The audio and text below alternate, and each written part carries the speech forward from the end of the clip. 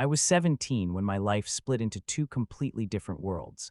There is the version of my life that existed before that night, and the one that came after it. Sometimes it feels like those two lives belonged to two completely different girls. Before that night, I was just a normal teenager. I worried about school, about what I would wear the next day, about whether the boy I liked would ever notice me. I used to walk home through the park near our neighborhood almost every evening. It was the fastest way home, and I loved it there. There were tall trees that made the air smell fresh even during summer, and old street lamps that lit the pathways in warm yellow light. Nothing about that park ever felt dangerous to me. That night it was already late. I stayed after school to finish a project and lost track of time. By the time I was walking home, the sky was already dark and the park was almost empty. I remember hearing my own footsteps on the gravel path and the quiet rustling of leaves in the wind. At first, I didn't notice that someone else was there. I only started feeling uneasy when I heard another set of footsteps behind me. Slow. Heavy, too close. When I turned around, there was a man walking toward me. I couldn't see his face clearly because the nearest lamp was several yards away. I told myself I was overreacting, but then he started walking faster. My heart started pounding so loudly I could hear it in my ears. Everything that happened next feels like a broken series of memories, pieces that my mind never fully put back together. I remember fear so strong it felt like my chest would explode. I remember struggling, shouting, begging, and I remember thinking that I might not make it out of that park alive. Then suddenly I heard another voice, a man's voice. Hey, get away from her. Everything turned into chaos after that. Shouting, the sound of bodies hitting the ground. I remember someone pulling me back, helping me stand up. When I finally looked up, I saw him for the first time. He looked about a few years older than me, maybe 20 or 21. His dark hair was messy, his breathing heavy like he had just run a marathon, but the thing I remember most were his eyes. They were calm. Calm in a way that made me feel like everything might actually be okay. Are you hurt? He asked gently. I couldn't even answer. I just shook my head while tears kept running down my face. His name was Ethan. That night he stayed with me until the police arrived. He gave them his statement, walked me to the entrance of my street, and waited until I was inside my house. Before leaving, he said something I still remember clearly. If you ever feel scared walking through the park again, call me. He wrote his number on a small piece of paper. At that moment, I didn't think I would ever see him again, but a week later I called him. I told myself I just wanted to say thank you properly. That was the excuse I used, at least. We met at a small coffee shop downtown. The first few minutes were awkward. I didn't know what to say to someone who had literally saved my life, but Ethan wasn't pushy. He didn't ask too many questions about what happened that night. Instead, we talked about simple things: music, school, movies. Somehow 2 hours passed without me even noticing. For the first time since that night, I felt normal again. After that, we started meeting more often. Sometimes we grabbed coffee. Sometimes we just walked through the city talking about random things. Ethan had this calm presence that made everything feel easier. When the nightmares came, I would text him. He never complained. Sometimes he would just call me and talk until I fell asleep. Slowly, without either of us really planning it, we became part of each other's lives. By the time I turned 18, Ethan and I were together. Not in a dramatic movie kind of way. There wasn't some big confession or perfect moment. One day we were just sitting on a bench by the river watching the sunset when he casually put his arm around me. And somehow it felt like the most natural thing in the world.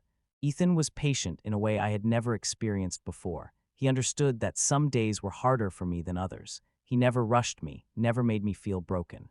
When I woke up from nightmares, he would just hold me until my breathing slowed down. You're safe, he would whisper. I've got you. For a while, it felt like life was finally healing. About a year later, we moved into a small apartment together. It wasn't fancy, but it was ours. The walls were plain, the furniture mismatched, and the kitchen barely had enough space for two people, but somehow it felt perfect. Ethan worked long hours at a construction company, saving money for the future. He talked about maybe starting his own business one day. I had started college and was trying to build a life that looked normal again. Then one morning, everything changed. I had been feeling sick for several days. At first, I thought it was just stress or maybe a stomach bug, but something in my gut told me to buy a pregnancy test. I still remember sitting on the cold bathroom floor staring at those two pink lines. 2 lines. My hands started shaking so badly I dropped the test. The room felt smaller with every second that passed. Because deep down I already knew what those 2 lines meant. The timeline didn't lie. That baby wasn't Ethan's. For almost an hour, I sat there trying to find the courage to walk out of that bathroom. Ethan was in the living room watching TV, completely unaware that the world as we knew it was about to fall apart. When I finally stepped out, he looked up and immediately noticed something was wrong. "What happened?" he asked. I couldn't speak at first. I just handed him the test. He stared at it for a few seconds, confusion slowly turning into realization. Then he looked back at me. "I'm pregnant," I whispered. The silence that followed felt endless. "I know it's not yours." I expected anger. I expected him to walk out the door, but Ethan didn't move. He walked toward me slowly and sat down across from me on the couch. "You didn't choose what happened to you," he said quietly. I shook my head, crying. "This baby, it came from something horrible." Ethan looked down at the floor for a moment. Then he took my hand. "It's still a baby," he said, "and you're still the girl I love." I stared at him, unable to believe what I was hearing.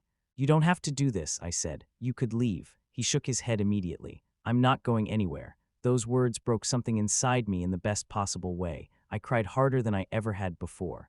9 months later, our son was born. Ethan held him before I even did. I remember watching him cradle that tiny baby in his arms like he was the most precious thing in the world. "Hey, little man," he whispered softly.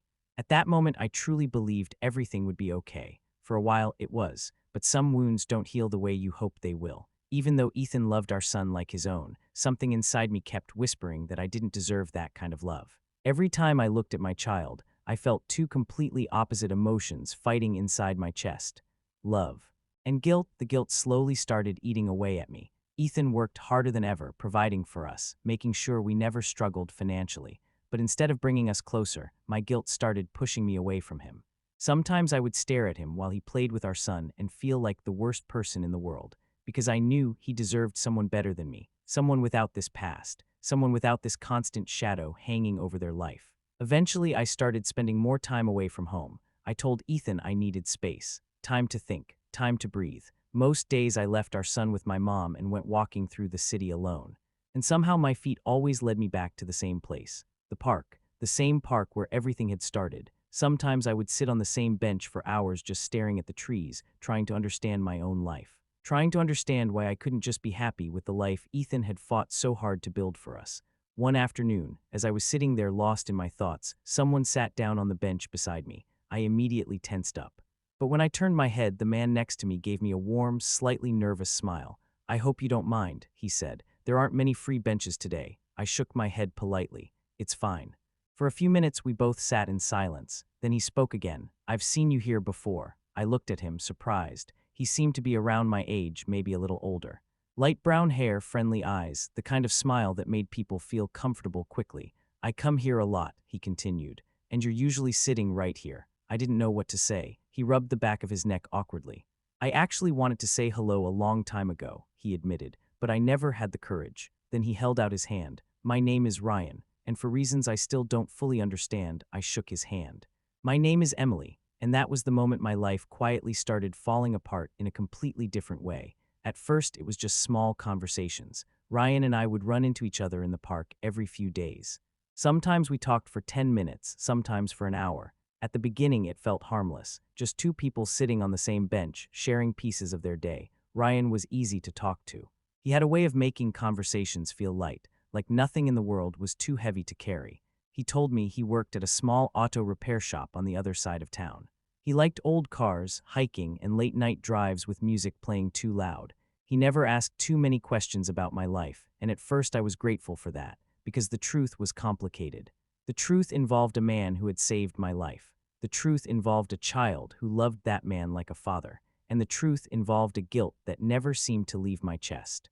So instead of telling Ryan any of that, I kept things simple. I told him I liked quiet places, that I often came to the park to clear my head. That life had been stressful lately. None of those things were lies. They just weren't the whole truth. Days turned into weeks. Weeks turned into months. And somehow our conversations became something I started looking forward to. Every time I walked through the park, I wondered if Ryan would be there. And most of the time, he was. Sometimes we laughed so much that people walking by would look at us. Sometimes we talked about deeper things, fears, dreams, mistakes we had made in life. Ryan told me once that everyone carries something heavy inside them. But most people hide it well, he said. I remember thinking about that sentence for the rest of the day, because he was right. I was hiding something heavy too. At home, Ethan continued being the same loving, patient man he had always been. He worked long hours, came home tired, and still found the energy to play with our son.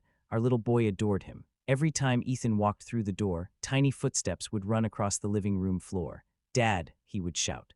And Ethan would scoop him up like nothing else in the world mattered. Watching them together sometimes filled my chest with warmth. Other times it filled it with unbearable guilt. Because while Ethan was building a life for us, I was slowly building a secret. The first time Ryan asked if I wanted to grab coffee outside the park, I hesitated. I should have said no. Every logical part of my mind was telling me this was a bad idea. But another part of me, the selfish part, wanted to feel normal again, just for a little while. So I said yes. We met at a small cafe a few blocks away from the park. It felt strangely exciting, like stepping into a life that didn't belong to me. Ryan told jokes, made fun of the terrible coffee, and asked me about music I liked. For 2 hours, I forgot about everything else. I forgot about responsibility, about guilt, about the life waiting for me at home. After that day, it became easier to meet him again, and again. Soon our conversations weren't limited to the park anymore. We walked through downtown streets. We grabbed food from small restaurants. Sometimes we just sat in his car talking, while the radio played softly in the background. Ryan made me laugh in a way I hadn't laughed in a long time. With Ethan, life had become serious, stable, responsible. With Ryan, everything felt lighter, and that scared me more than anything. Because deep down I knew I was standing on the edge of something dangerous. One evening, Ryan drove me home after we had spent hours talking near the river. Before I got out of the car, he looked at me in a way he never had before. "You know," he said quietly, "I really like you." My heart started beating faster. I should have told him the truth right there. I should have told him about Ethan, about my son, about the life I had already built. But instead I just sat there in silence. Ryan leaned a little closer, and then he kissed me. For a second I froze, then I kissed him back. The moment it happened, I felt something inside my chest crack.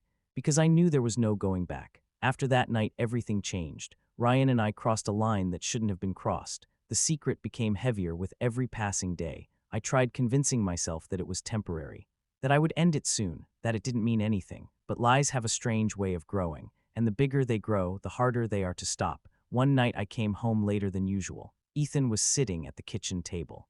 The apartment was quiet. Our son was already asleep. Something about the way Ethan looked at me made my stomach tighten. He didn't look angry. He looked tired, deeply tired. "Where were you?" he asked softly. "With my mom," I replied quickly. The lie came out too easily. Ethan stared at me for a long moment. Then he asked something that made my heart stop. "Is there someone else?" The question hung in the air like a storm cloud. I felt my chest tighten. My first instinct was to deny it, to keep lying. But when I looked at Ethan's face, I realized something. He already knew, or at least he felt it. The distance, the secrecy. The way I had been disappearing more and more. I started, but the words refused to come out. Ethan lowered his eyes. That silence was enough. He nodded slowly, like a man confirming something he had been afraid to believe. For several seconds, neither of us spoke. Then he let out a quiet breath. "I tried," he said. His voice was calm, but it carried a weight I will never forget. "I tried to give you everything I could." Tears started forming in my eyes. "I know," I whispered. Ethan rubbed his hands together slowly, staring at the table. "I knew loving you meant loving your past too," he continued. "I knew it would be complicated." His voice cracked slightly. "But I never thought you'd be the one to break us." Those words felt like a knife sliding through my chest. "I'm sorry," I said through tears. But the moment I said it, I realized how meaningless it sounded. Sorry didn't change anything. Sorry didn't erase what I had done. Ethan stood up from the table and walked toward the bedroom. For a moment I thought he might yell, or slam the door, or break something. But he didn't. Instead he came back carrying a small bag. "I'm not angry," he said quietly. That somehow hurt even more. "I'm just done." I started crying harder. "Please don't go," I said, but Ethan shook his head. "I stayed when things were hardest," he said. "I stayed when the whole world told me I should walk away." His eyes finally met mine again. "But I can't stay where I'm not wanted." I tried to speak again, but my voice failed. Ethan walked toward our son's room. He stood in the doorway for a long time, just watching him sleep. Then he walked back into the living room. "I'll always care about him," he said quietly. "And about you too." Those words broke something inside me completely. Because I knew they were true, and I knew I had just destroyed the one person who had never given up on me. Ethan picked up his bag and walked to the door. He didn't slam it. He didn't shout. He just paused for a second before leaving. "I hope one day you find peace," he said softly. Then he walked out of my life. The apartment felt unbearably quiet after that. I stood there for a long time staring at the door, hoping it would open again, but it didn't. And in that moment, I finally understood something. The man who saved me in that park years ago had protected me from the worst night of my life. But the man I became afterward was the one who destroyed the best thing that ever happened to me.